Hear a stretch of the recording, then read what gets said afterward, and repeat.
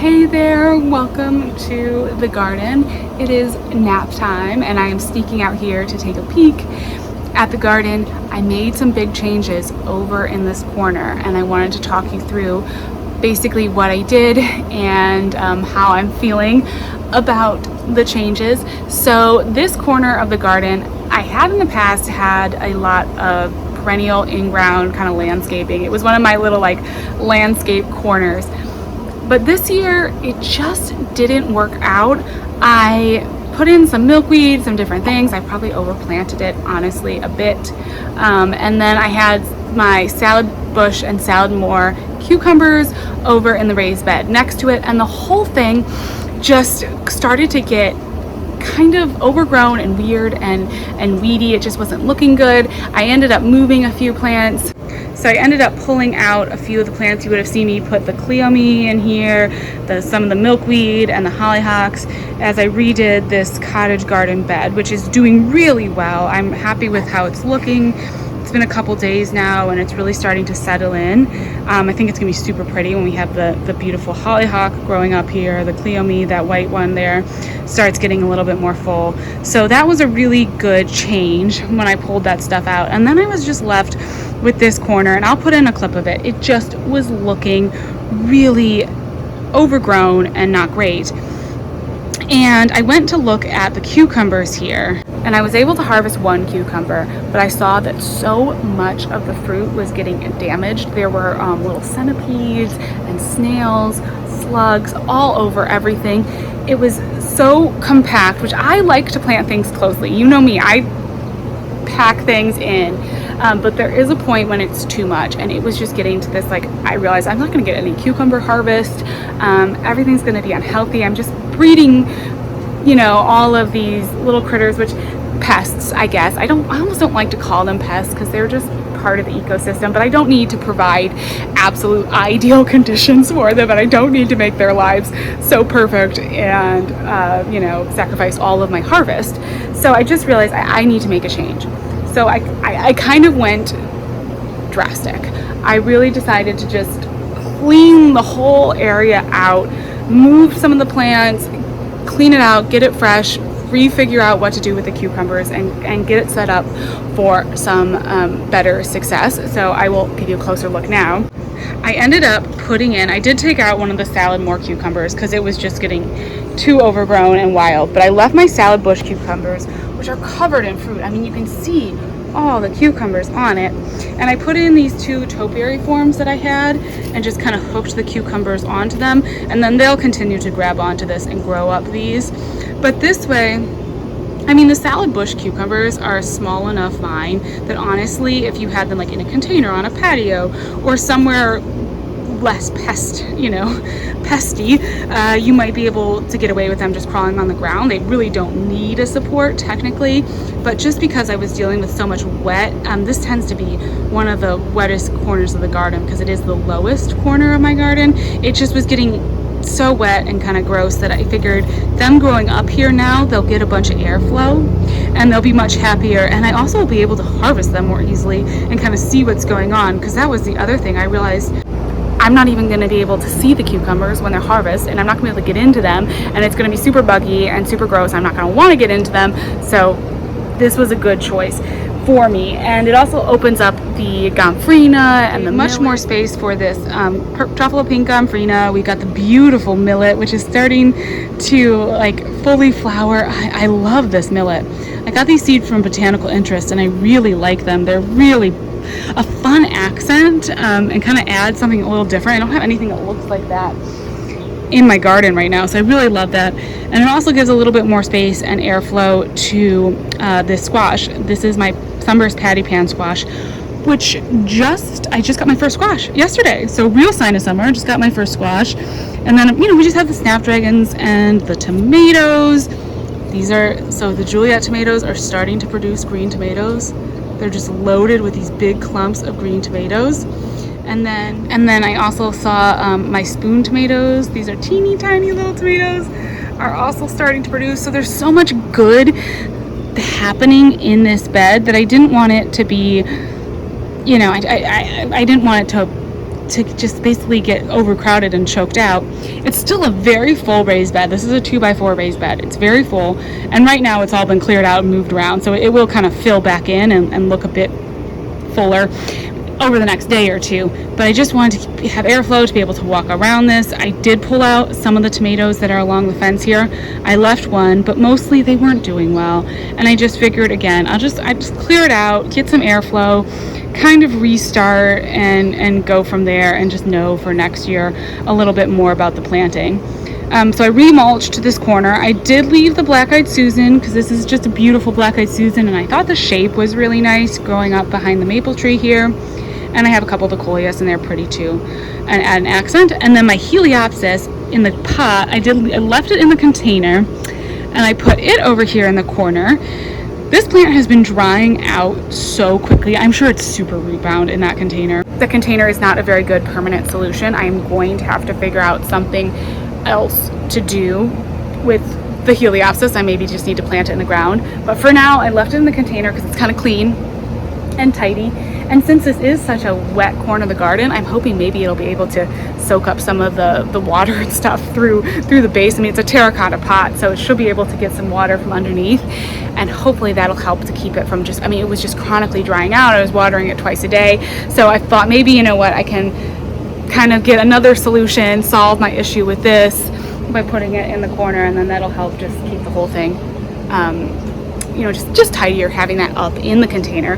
Because the other thing that I have that's going to tie into this area, and I think is going to end up working out really well, part of why I wanted to just have it all mulched and clean and kind of just reset, is happening in this bed. I haven't shown this bed a whole lot because it's kind of just been sitting here.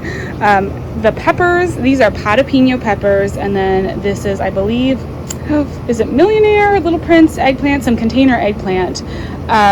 They've just been sitting, and they kind of weren't growing, but just now they've started to take off. We're getting into these real hot, humid summer temperatures, and I'm starting to see some flowers on the peppers.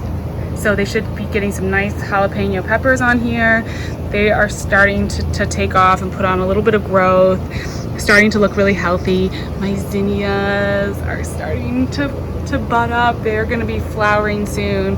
So this bed is going to take off. And this was the bed where I sort of planted on a whim a couple of, these are honey rock melons and a Jack B. Little pumpkin. Now, both the honey rock melon and the Jack B. Little pumpkin create smaller vines. You can grow them if you have a nice big container. You can grow these two both in a large container. I think their vines, if I'm remembering correctly, like 4 to 6 feet, maybe 8 feet, but not the huge pumpkin vines. I mean, if you grow like a big pumpkin, I don't know how long their vines get. Over 10 feet, 20, I don't know, huge. They would take over my whole garden. So these two both have a more controlled size vine. They shouldn't get that big, but they're not going to be able to stay in my 2x4 raised bed here. I don't want them to choke out the eggplants and the peppers. I do want to try to preserve that harvest. I'm trying to kind of manage everybody here. So what I thought would be good is that I can kind of start to train them as they start putting on some length. I'm just going to basically channel them out the corner of the raised bed and into this open space where I have all of the mulch put down. I still want to be able to get around all the raised beds. That is kind of my goal, is to be able to get into the raised beds, actually do some maintenance, not overcrowd things so much that I can't get into anything, or that it's not comfortable. I mean, that's the other thing too, right? If everything's too full, then you feel like you're getting covered in spiders and bugs and it's itchy and you don't want to like get into the raised bed. So I want to keep the pathways open, but there's definitely room where I could kind of train the melon vine and the pumpkin vines over toward the side and give them a place to grow, because I kind of planted them without really a place for them to grow, and they certainly can't stay in the raised bed. So we'll let them kind of travel out of the raised bed into that corner. I think it's going to work out just perfectly. I think that's actually going to be a really great fit, and I'm kind of excited with how that worked out. My best, just best plans, right? I just started doing it and I realized this is going to be perfect. And I also really love, when you're looking at the garden now, there's not so much green in that corner that everything gets lost. Like, you actually can see the raised beds. It kind of pulls your eye in. You see that little bit of red, you see the pot. It just pulls your eye in and through the garden. Every year I feel like I learned something more about gardening. I felt like last year I really learned to repeat plants. So I have like truffle pink, truffle pink, truffle pink, you know, Angelonia, Angelonia, Angelonia, the Gara in this container, the Gara in that container, things that pull your eye through and just help you give a cohesive look to the garden. And now I'm noticing that having some negative space, making some vistas like this, even in a teeny tiny garden, because this garden is obviously super small, it just creates a more beautiful, restful look. You know, you can actually see what's going on. I love plant shopping. I love seed starting. I love growing things. So it's hard for me to control myself sometimes, but then I realize if I can create little pathways and walkways and vistas, some open space, it helps me enjoy what I have in here. You know, now all of a sudden I really can see the gomphrena, I can really see the millet, I'm seeing the snapdragons, I'm noticing things, I can see, you know, I can just see it basically, and it's really, really nice. So that's definitely like my big takeaway, I feel like, for this garden year, is creating some of these negative spaces, not just packing everything in. Although, you know, there are places to just pack the flowers in, like a container, make it really nice and full. But then, yeah, I don't know, have some like these walkways. I really like it. So I'm happy. It was a big change. It's a big change to make in June. You know, this is not typically the time of year when you start like ripping things out, but I've done a little bit of that this week, and I'm very happy with all the decisions that I've made. It feels good. I also have a few things blooming that I wanted to show you, because it's just really exciting to see some of these blooms starting to come in. Of course, the Indian Summer Rudbeckia is just absolutely the star. It is just looking so beautiful right now. I mean, this whole cottage bed is just gorgeous. But some other fun things are blooming. So this is Radio Mix Cosmos. These are very common seed. You'll see these all over, you know, big box stores, dollar store, like kind of flowers that you see. But they're beautiful. Totally worth it. If you just, you know, come across them, I highly recommend. And look, there's a little guy on there. Yeah, I've just been really enjoying a really beautiful orange color. Very, very pretty. It was very easy to grow. They've been basically neglected and they're doing super well. So well worth it if you see these and you wonder about them. Very nice flower. And then over in this bed, okay, all kinds of great things happening. Of course, we got the lollipop verbena, the mango tango, anise hyssop. But this is one of my favorite plants. This is the coral cream drop phlox, and it's put on its first bloom. The camera like can't even pick up the bubblegum pink of this flower, but oh, it's so pretty. It's just, there we go. How gorgeous. And these are gonna make big mop, you know, big full flower heads that are going to bloom all the way till frost. They do a big peak and then they just keep reflushing and keep filling out and are just really pretty. So one of my favorite flowers ever. I will always have those in my garden. I really, really love them, and they're just starting, which is so nice. We're getting into July, which is one of the best times in the garden here in Virginia. It's one of our peak seasons. So we've got in this area, we've got the pink, we've got the blue and the verbena, a little bit of orange for fun, but then also the yellow. And this is a really pretty echinacea. I'll show you it again when it fills out, because it does one of those kind of like cupcake tops and really fills out. But the mango tango anise hyssop is really in its prime right now too. Really pretty color, and the pollinators love this one. That one is always covered in pollinators. So this whole area is doing pretty well, except for the dahlia got hit hard by the rain. So it's not looking so good, but the Gara is reflushing. Yeah.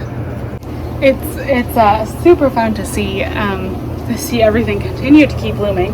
One thing I did move out of this corner over here, you might remember, are my roses.